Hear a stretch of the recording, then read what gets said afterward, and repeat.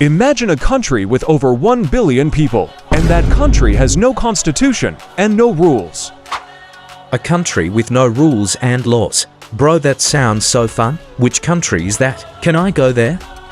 Chill bro, chill. That country is none other than me, India. What are you talking about? I am not joking. You can do anything in India since there are no rules. Now, what if I told you that whatever I said is not true in present India? But when British left India, there was no Indian constitution yet. India was using the Government of India Act 1935. The problem, this was made by British. All of these laws were made to control India, not to protect India. Yes, you heard it right. Even after independence, India was running on old British laws.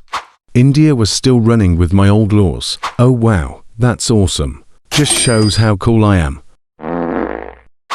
In 1947, India got independence, and India got its own constitution on January 26, 1950. That means India ran on British law even after independence for 2 years, 5 months, and 11 days. Since India got its own constitution on 26 January, India celebrates its Republic Day on 26 January every year. Wait, you're still standing. You were supposed to break. You were supposed to fight each other because you have 1 billion people with so many languages and religions. How did you survive and had no civil war? That is impossible. Calm down. Why do you want my downfall so bad? Today we are answering, what does republic mean? How India became a republic? How it survived near destruction? And why India has something which USA does not? But before that, let's see how many likes I can get this Republic Day. Smash the like button with chapel or whatever you have. Do not show any mercy to this button. Like with multiple accounts if possible. And absolute break the subscribe button, because this channel converts boring history into fun countryballs chaos. And last time we got 355 comments, which is not bad, but not good either. We need to double the numbers. So guys, I beg your cake, just comment something. If one person does 2 comments, we can absolutely bomb the comments. So what are you waiting for? Complete them and become an AV army.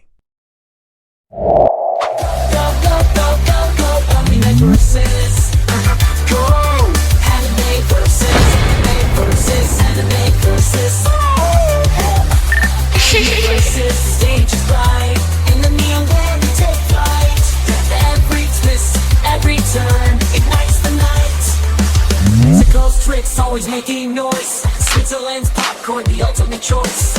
India's chapel, a legend renowned. In this arena, where champions are found. Speeding ahead, breaking free. Endless options for you and me. Chaos reigns. Anime versus in this dizzying maze. Multiple dimensions we glide. Across dimensions we thrive. Anime versus, let's revive. So let's persist, never slow. In this journey our spirits grow. With anime versus leading the way. Every single moment, come what may. Come what may. Go, go, go, go, go. Anime versus. First things first, we need to clear one thing up. What does republic even mean? Even India's full name is the Republic of India. A lot of people hear that word and think it just sounds fancy or patriotic, but it actually has a very simple meaning. A republic is a system where the country does not belong to a king, a queen, or a single family. The power belongs to the people. Leaders are chosen by citizens, and if those leaders mess up, they can be removed. No one gets power forever just because of their bloodline. That is the core idea of a republic. This is important because being independent and being a republic are not the same thing. Independence just means a country is free from foreign rule. A republic means the people inside the country control how it is run. India became independent in 1947, but it did not become a republic until 1950. Now let's see how India became republic. We ruled this place for centuries. Now it is yours. Good luck controlling all of this. Wait, You are just leaving. What about the rules and the system? You controlled everything until yesterday. Rules, systems, unity. That is your problem now. Let's see how long you last. And just like that, the UK left, without any guidebook and final law. India was free, but freedom came with a dangerous silence. Oh God, if we keep this mess, we're going to fight each other before we even understand freedom. This was the moment India could have collapsed. Without a single system, powerful leaders could grab control. States could break away. Religious and language conflicts could explode. If we do nothing, this country will destroy itself. That is exactly what they want. Relax, we set it up perfectly. India has too many divisions and many differences. They will tear themselves apart without us lifting a finger. You really think they cannot handle it? That place is massive. Massive is the problem. No single rule book, no shared system. Freedom without structure always collapses. So you are saying we just watch? Exactly. A weak India is easier to deal with. A divided India never becomes a challenge.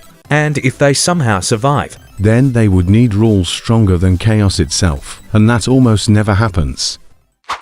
So instead of falling into chaos, India made a bold move.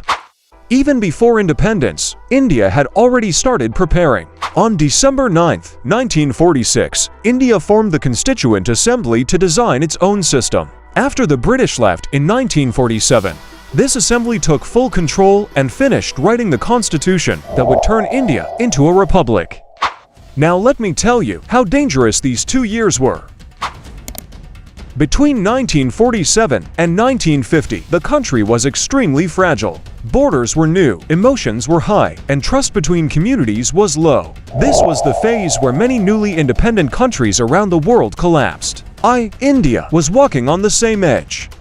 Between 1947 and 1950, India was not calm, it was burning. The moment the British left, the subcontinent exploded. Partition caused one of the largest migrations in human history. Around 14 million people were forced to leave their homes. Trains arrived full of dead bodies. Villages were wiped out overnight. Nearly 1 million people were killed in riots. The government barely existed. There was no permanent constitution yet. Law and order was a joke. Police forces were overwhelmed. Entire regions were running on emergency decisions.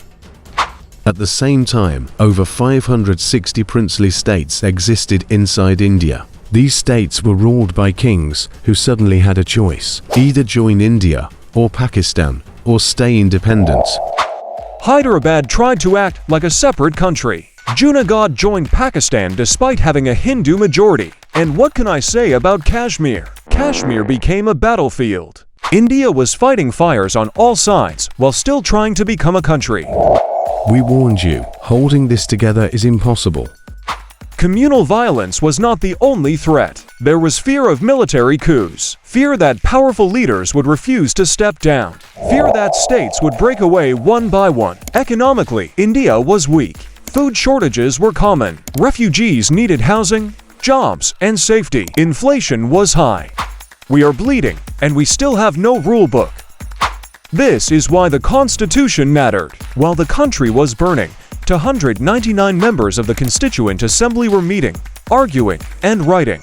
They were not debating theory. They were racing against collapse. Every delay meant more instability. Every unclear rule meant more violence. That pressure shaped the Constitution. That is why it is detailed, strict, and long. In January 1950, when the Constitution came into force, it did not magically fix everything, but it stopped the bleeding. It gave the army civilian control. It integrated states under one authority. It gave courts power to stop abuse. From chaos, we choose order. What if India did not become republic that time? Without becoming a republic at that moment, India would have fractured. Some regions would leave. Some leaders would turn authoritarian. Civil conflict would continue endlessly. India survived those 2 years not because it was strong, but because it refused to stay undefined. Republic Day marks the moment India stopped falling apart and finally stood on solid ground. Now here is the part that surprises a lot of people. India and the USA are both democracies, both republics, but India has something the USA does not. Huh, what do you have which I don't? India has the longest written constitution in the world. No, it is not long only for decoration. It is long because it had to be. It explains almost everything in detail. Not just ideas and principles, but exact rules. How states work, how emergencies work, how leaders can be removed, what happens if things go wrong. The US Constitution is short and powerful, but it leaves many things open to interpretation. That worked when America was smaller and less diverse. India did not have that luxury. There were too many languages, religions, regions, and tensions. Unclear rules would have caused non-stop power fights. If the rules are unclear, people will fight for control. India also has a stronger central authority during emergencies, written directly into the constitution. If the country faces war, massive internal violence, or near collapse, the system allows temporary concentration of power to stabilize the nation. This is controversial, but it exists because survival came first. USA does not have this kind of emergency structure written in the same direct way. American states keep very strong independence even during national crises. That works for the US system, but for India in 1950, it could have destroyed the country. Another key difference is single citizenship. In India, you are a citizen of India first. States do not give separate citizenship. This prevents states from acting like separate countries. In USA, people often identify strongly with their state. Chances are high that, if you ask an American where they're from, they will say I am from X state, instead of saying I am from USA. Again, not bad, just different. India needed tighter unity to survive its early years. India's constitution is long, detailed, and heavy. It is not just a rule book for freedom. It is armor designed to hold together one of the most diverse countries on earth. Anyways, that's it for today. Share this video to your friends.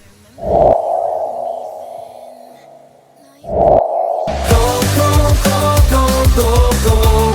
The stage is bright, countryballs rolling, taking flight.